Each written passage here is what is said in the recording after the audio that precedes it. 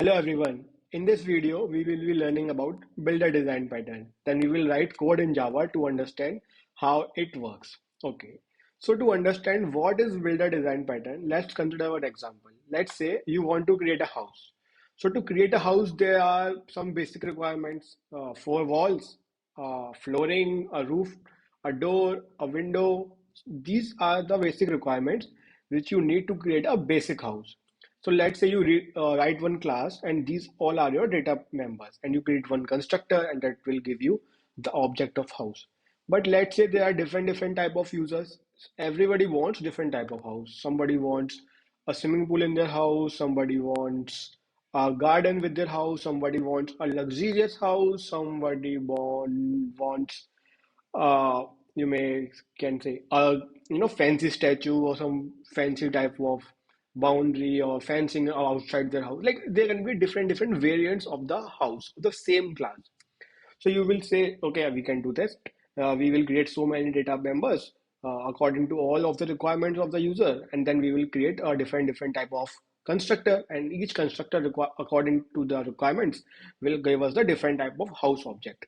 But let's say these constructor can be like just so many combination of these constructor. As the data members grow, as the requirements grow, there can be a different combinations of these constructor.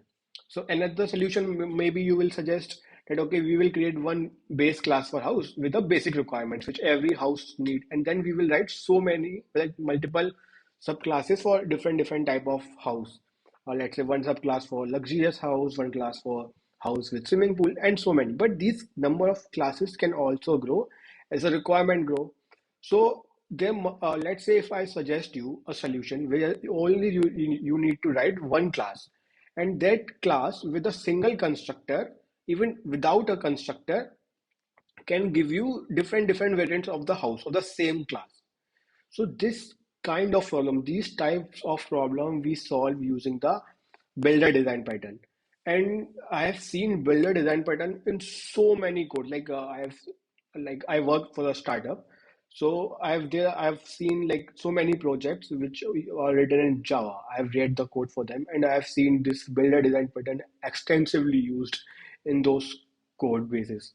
So I would suggest this is very simple and easy to understand. We will be writing code in just a minute, and then you can understand how it works and how simple it is to use builder design pattern. So let's get started and see how it works. Now let's write code for builder design pattern. So let me just tell you, we have already covered what are design patterns, what is factory design pattern, what is abstract factory design pattern, what is singleton design pattern. So if you are learning from all of these my videos, and if you haven't checked these out, please go. Link is in the description box below. You can go and check it out and learn about different type of design patterns. These are all the creational design patterns, and from the upcoming videos, we will be covering structural design pattern. So in this video, we will be talking about builder design pattern, right? So link is in the description, and if you are learning from my videos, please like and share my content. It will motivate me. Yeah. So let's now start builder design pattern. So in the builder design pattern, I have just created this one class and created some data members which are private, right? So to understand what is singleton design pattern, let me create one more class, which is our main class, or which will be using this employee class. If we are instead of house, I am using employee example because I can. It just easy to understand also with employee. Like we will be seeing different variant of employee as well, because like there are some basic requirements for employee as well, which is your employee ID, your first name, your last name, and other can be optional, right? Because there, if you are a fresher, is fresher, so you might not have any expertise. Yeah, and if you are a fresher, might like you will not be having any previous company information. Yeah, and if you have experience, then you are not a fresher, definitely. Age, like definitely, let's say initially we can ask for age, and maybe we will not ask for age for some specific employees depending upon the requirements. And last CTC, and if you are a fresher again, we will not be having last CTC and such to that. So to now we will be creating different type of employees, right? So and we will be using builder design pattern. So let's write, and so for that we will be writing a single method which is very simple to write for each of the data members. And that's it. Our job is done. Let me just show you. Okay, which are public, void, employee ID, EMPLOYEE ID. This will take your string employee ID. This dot employee ID equals to employee ID and return this. Sorry, this will return the employee itself. So like we have created this one simple method for employee ID. Like this, we will create method for all of the other data members also. I will just quickly create these and then get back to you. Next is first name. Then we have last name. Last name. Then we have expertise, whatever. Then we have previous company. We will say previous company. Then this is Boolean, so we will say it's fresher. Is our employee fresher? This will be Boolean. Then we have few int and double. Okay. Let me just quickly do this also, so then the code will look neat. So this will be int, this will be int, and this will be double. What is this? Experience. Then it is age of our employee. This will become age. Then we have last CTC. This will become last CTC. Okay, something is wrong. What is wrong? Okay, experience. Employee ID. Oh, okay. This will become experience. This will become this. Yeah. So we have created these methods for all of the data members. Now we will create just one more method for which is specifically for builder design pattern, which we will say builder employee and build method, which will at the end build a different variants for us. And this will return nothing but this. Return this. Yeah. So now let's go into our main class and create different type of employees. So we will say public static void main, and we will create one object, or let's say employee fresher. Let's say we will say fresher, employee equal to new employee dot of whatever fields. Oh, these are string and boolean employee ID. Something is wrong. Boolean fresher. This will become is fresher.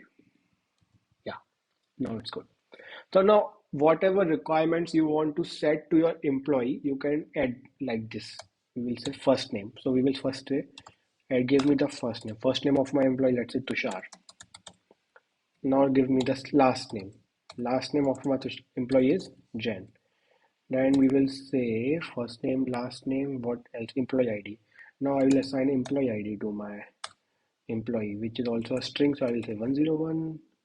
Then I will say I know also the age of my employee. I will say 22. Then I will say okay, is fresher. He is a fresher. You can say true. Oh, this is true. Sorry, because of Python, I am used to write true with capital T. Yeah. So now if I use this first employee, fresher employee, see, I have employee ID, I have experience. No, how come experience is available? No. Employee ID dot.